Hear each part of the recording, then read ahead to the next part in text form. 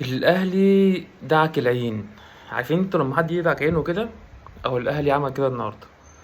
دعك العين، دعك عين الاماراتي، يعني كولر فعص عينه مش دعك عينه. طبعا انا بتكلم عن عين الاماراتي. طب ده حصل ازاي؟ هنتكلم بالتحليل وبالصور وبالحالات، هوريكم ازاي الاهلي الكولر الفاجر يعني ضغط او دافع بثلاث طرق في ماتش واحد. هوريكوا ازاي الاهلي وهو معاكوا والعين بتبني الهجمه، او العين بتحضر في نص الملعب، او العين وهي عايزه تهاجم الاهلي. هوريكوا الثلاث طرق الاهلي ازاي بيتخلص من بيستحوذ على الكره او بيستخلص الكره تاني. دي رقم واحد. رقم اتنين انا هقولها لكم برضو ازاي كولر كان بيبني هجمته، وازاي احرز الاهداف. يعني هي طبعا مش وليد الصدفه، مفيش جون يعني ما عدا بس يعني ايه هو وجون وسام ابو علي الاولاني، هو يعني ايه اللي فيه ذكاء في التحرك شويه من وسام، وسذاجه كبيره جدا جدا جدا ونسبه التوفيق لوسام، وسذاجه كبيره جدا لمدافع العين الاماراتي. بس بغض النظر عن الجون دوت، انا هكلمكم برضو ايه بشويه كده على وسام لوحده، عشان ده هو وامام حدوتين كده لوحدهم. هقول لكم ازاي وسام ده صفقه سوبر السوبر. طبعا امام يعني امام صفقه سوبر مفيش كلام. هقول لكم وسام ازاي صفقه ملهاش حل، مكسب كبير جدا جدا جدا للنادي الاهلي. هنتكلم بشكل فردي عليهم، وهنتكلم برضو ايه بقى على شغل الكوره مع الاهلي وفي الماتش عامل ازاي. هنبدأ بأول حاجة كده تشكيل الأهلي. الشناوي، ربيعة، ياسر إبراهيم، يحيى عطية الله. طبعا هو هنا التشكيل يعني كورقة مكتوب غلط، بس احنا طبعا يعني اتفرجنا وشايفين وعارفين دي ماشية ازاي. على اليمين أكرم توفيق. في نص الملعب إمام عاشور ومروان عطية وأحمد نبيل كوكا. قدام طاهر محمد طاهر على اليمين، والشحات على الشمال، وأسامة أبو علي راس حربة صريح. تعالوا نشوف هنا الاهلي ازاي بيبني الهجمه. يعني معلش انا هقول يعني الكلام ده مرارا وتكرارا في كل فيديو والاهلي بيلعب فيه، لان انا مش عايز ابخس حق كولر. ده شغل مدرب ويبان، ولازم اقول يعني هو الراجل ده بيتحرك ازاي او بيلعب ازاي وبيدافع ازاي وبيهاجم ازاي. ادي الكره الاهلي بيبني الهجمه عند رامي ربيعه. بص مين هنا اللي نسقط له؟ حسين الشحات. دايما طريقه هجوم كولر الوينجين بينزلوا بيعملوا عمليه البروجريشن او عمليه تطوير الهجمه. يعني الهجمه بتبدا من تحت، مين اللي بيدور الهجمه بيحولها من الدفاع للهجوم؟ الطرفين. والتمانيتين اللي هم امام عاشور، والمفروض كان اكرم توفيق الاول، ودلوقتي في الماتش دوت كان احمد نبيل كوكا. هم بيخشوا التمانيتين تحت راس الحربه مكان مين؟ مكان الوينجين. طب يلا بينا. ادي مين؟ بص هنا حسين الشحات بيعمل اسكان بعينه قبل ما يستلم الكوره، بيشوف الدنيا ماشيه ازاي. مروان عطيه راح يفتح لرامي ربيعه. بص حسين الشحات، بص مين اللي طالع بقى مكانه؟ اخد ده حسين الشحات، اخد الباك ونزل. ويحيى عطية الله رايح يتحرك في المساحة الفاضية اللي فضله مين؟ حسين الشحات. ادي حسين لعب باللمسة واحدة لكوكا. كوكا على طول لطاهر اللي برضو دخل لجوه وسحب الوينج معاه والباك معاه لجوه، وفضل مساحة مين؟ بقى عنده اختيارين، يا يدي هنا لامام اللي المدرب محفظه ما تديش غير لامام، او يطلع مين؟ يلف ويطلع مين؟ اكرم توفيق اللي كان بيلعب باك يمين النهارده. بس هو عطى يعني نفذ كلام المدرب، عشان كده طاهر ابتدى يلعب وياخد. لا حب يلعبها الامام لكن اتقطعت في السكه. حاله تانية، ادي اكرم، مين نازل له يفك من عليه الضغط او يطلعه من الضغط اللي هو فيه؟ حسين الشحات. نازل له من قدام، نازل يستلم منه تحت. ادي 1 2، طلع اكرم من الضغط اللي هو فيه. اكرم هنا كان ممكن يتصرف احسن من كده، بس هو يعني بص هو انا عمل ايه؟ حب يلعبها طوال لمين؟ الامام. احنا حافظين مش فاهمين. بص كان ممكن هنا يعمل الثرو باص على طول لحسين الشحات في المساحه اللي فاضيه، كان خلاص انفراد من الطرف، او يدي لمروان عطيه اللي بيشاور له هناك اهو، ومروان عطيه هو عشان وشه ورجله اليمين جوه الملعب فيديها احسن لمين؟ لحسين الشحات. بس هو قرر يلعب مين؟ ناحيه هناك مين؟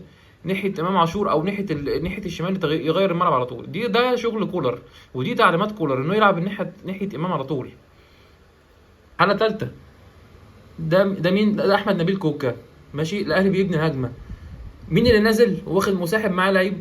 حسين الشحات. بيفضي المساحه لمين؟ للوينج. يلعب فين؟ في المساحه الفاضيه. الكرة اتلعبت اهي طويلة من أحمد نبيل كوكا، ولكن هي في الآخر يعني إيه اللمسة الأخيرة ما كانتش أحسن حاجة. طب حاجة كمان، أدي مين؟ ده ياسر إبراهيم. في نص الملعب مين اللي نزل يستلم ويعمل عمليه البروجيشن او برضو بناء تطوير الهجمه؟ طاهر محمد طاهر. خدها عمل 1 لاكرم توفيق، بس اكرم هنا اتصرف صح المره دي ولعبها مين لمين؟ لطاهر تاني في المساحه 1 2. طاهر هنا طبعا ايه عملها عرضيه، ولكن وسام كان متاخر فانتهت الهجمه ايه لضربه مرمى. طب ايه اللي بين بقى ان فرقه العين بالمنظر ده، واحنا عمالين نسمع ان العين جامده وبطله اسيا وسكورات ومش عارف ايه، وتكسب الهلال وتكسب مش عارف ايه وايه وايه وايه؟ ده طريقه ضغط كرة اللي فرضها على العين وخلى منظر العين يظهر بالمنظر ده. بص ده هنا العين بيبدا هجمه زي ما متعود دايما، وبيعمل ايه؟ بيحضر من تحت، بيبدا من تحت. احفظ بقى المنظر ده عشان هوريه لك 100 مره. الخمسه دول هوريهم لك 100 مره. دي طريقه ضغط كولر لما الفرقه اللي قدامه بتبدا الهجمه من تحت من على ال 18، 2 على قوس ال 18، امام ووسام، ادي مروان عطيه ساب النص طالع لقدام، حسين الشحات، طاهر محمد طاهر. ماشي. يكبر بقى ايه الفرقه اللي قدامه تعمل ايه؟ ابص ادي الحارس بيشاور على الطرف، باص باص باص، شكرا قطعت. واحده تانية هنا تفطن الحارس ان الضغط يعني اللعبه من تحت مش هيجيب نتيجه. طب اعمل ايه؟ اعمل طويله، افقد الكوره برضو. هنا الدفاع خدها، الهجمه انتهت على كده وشكرا. ادي برضو ايه، بص في اخر الشوط الاولاني نفس الكلام. ادي هما الخمسه نفس المنظر، ضربه مرمى، الحارس حب يبني هجمه مفيش. طيب الشوط الثاني نفس الكلام اهو، نفس المنظر، 1 2 3 4 5. هضغط مش هحلك، هتبدا من تحت هضغط عليك من قدام، مش هحلك، مش هخليك تعرف تبني هجمه وتبدا كوره، يا اما تعمل كوره طويله برضه هاخدها وهضغطك تاني. طب هنا الدفاعي برضه حب يطلع برضه من الخمسه اللي ضاغطين دول. ادي باص، ادي التاني، ها خلاص طلعنا نص الملعب. انت كده يعني انت كده لعيب؟ لا تعالى. وسام يضغط يخلي طاهر محمد طاهر ياخدها، وتنتهي الهجمه هنا من مكان ما ابتدت، لسه في التلت الاولاني بتاع نادي العين. طب العين انتفضت كده وحبت ايه بعد ما دخل فيها جون الاولاني بتاع وسام ابو علي؟ حبت بقى تهاجم. الاهلي هيفضل فاتح وضغط من قدام ويخش فيه جوان ومش عارف الا، مفيش الكلام ده. بص وقفه اللعيبه في الملعب سيف، بتتحول الطريقه اوتوماتيك ل 4 4 2 صريحه كلاسيكيه، 4 4 2. تمام.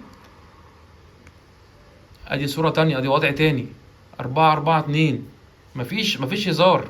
وبص اللعيبه واقفه في حته قد ايه، يعني في حته يعني ضاغطين الملعب في 30 متر بس، يخلي اللعيبه بدنيا واقفه على رجليها طول الماتش، والاخطاء قليله واسترجاع الكره سريع، كلها مميزات شغل مدرب ويعني وتكتيك مدرب. الموضوع مش كده يعني اهو، مفيش. تعالى بقى نحلل هدف امام عاشور. هل هو كده يعني ايه جه صدفه او وليد اللحظه او يعني ايه حظ كده مع امام؟ طب تعالى نبص ونشوف ونحكم. هنا الاهلي بيبني الهجمه، مين اللي معاه الكوره؟ طاهر. برضو زي ما كامل قلت قبل كده، تطوير الهجمه مين؟ الوينجين. طاهر نزل يستلم، مين بقى اللي بيضرب سبرنت لجوه؟ الجولدن بوي بتاع كولر، الفتى الذهبي بتاع كولر، امام عاشور. الناحيه الثانيه اهو حسين الشحات يرفع عينه، بص وسام ابو علي وامام عاشور اهو، هما الاثنين اهو. بص وسام ابو علي راح دخل في النص، امام عاشور راس حربه تاني واقف يعني عند منطقه الجزاء، عند ضربه الجزاء. جميل. طبعا الكره هنا وسام حسين الشحات حب يلعبها لطاهر لورا بس، لكن ايه يعني الهجمه ما كملتش. طب دي بقى هجمه ايه على الاهلي؟ مين اللي واقف في نص الملعب؟ امام عاشور. مين اللي راجع بيعمل سبرنت عشان يقطع؟ امام عاشور. مين اللي خلاص قرا ان الكوره اتقطعت وبيشاور اديني الكوره؟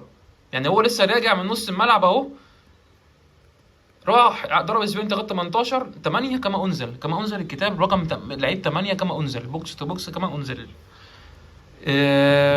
رجع ورا قطع الكوره، عايز يعمل هجمه مرتده. اكرم ما حبش ان هو يلعب السهله ولعب لحسين الشحات. حسين بص بقى صياعه وسام، وانا هجيله بقى تاني يعني، ده ليه قصه لوحده. وسام ابو علي ده سرح السردباكين اللي فوق ونزل هو وسابهم عشان يستلم بكل اريحيه، وخدها ولف وراح عطل مين؟ لطاهر محمد طاهر تقريبا اللي فوق ده. مين بقى اللي دخل جوه ال 18 تاني؟ امام عاشور تاني، جون، فيرست تايم جون. يبقى الجون ده مش صدفه، الجون ده يعني بيتمرن عليه بخطه بيلعبوا بيها، طريقه اوامر مدرب بتتنفذ، في الاخر بيترجم لجون. ده جون امام عاشور اللي ما جاش صدفه ابدا. تعالى بقى ايه لوسام ابو علي السوبر، الصفقه السوبر اللي زي ما قلت لكم في الاول. ليه؟ بص هنا رامي ربيعه بيرمي الطوله لمين؟ لحسين الشحات. مين اللي بيتحرك رايح يهاجم المساحه؟ دايما بيعشق يعني اديني نجيله واجري. يعني لو ما لقيتش حته فاضيه هفضي لنفسي حته واروح اجري فيها. حسين الشحات لم الكوره، مين اللي كان رايح؟ وسام. دخل المدافع لجوه، كلفته لجوه. خليك انت بقى قاعد جوه يا مدافع وانا انزل لمين؟ لحسين. طب انا بقى هنا كوسام ممكن واحد مهاجم تاني يلف او يدي لدوت او يدي اللي جايب الوش او عايز يلف ويشوط فتقلش فتطلع بره مش عارف ايه. لا بص، بص السهل الممتنع، تك تك حطيت حسين اخش افرقع الكوره في الجون بوش رجلي ببطن رجلي، ما خليش الحارس يشوفها، لكن بكل رعونه حسين ضيعها. بص دي هجمه من ناحيه اليمين، وسام راح فين؟ لا الدنيا زحمه. طب وبعدين انا هخش لجوه الاول، ادخل المدافع لجوه، المدافع دخل لجوه زي ايه؟ زي بطيخه.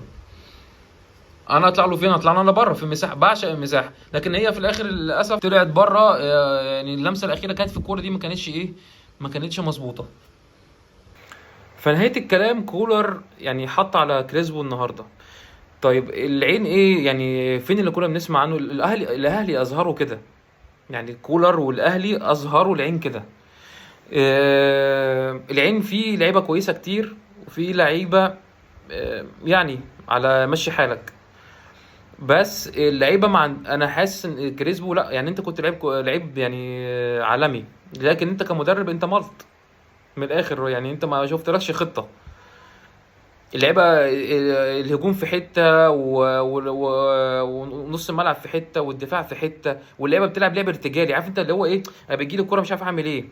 يعني انا هتجيلي كوره انا عمال واحد يضغط عليا من اهلي قام جاي لمه داخل قلب الملعب، واحد تاني قام جاي لمه، والتالت خلاص انا الموضوع انتهى، مش هقدر. مفيش حاجه يعني منظمه في دماغي او مترتب او متحفظ او مترتبه في دماغي.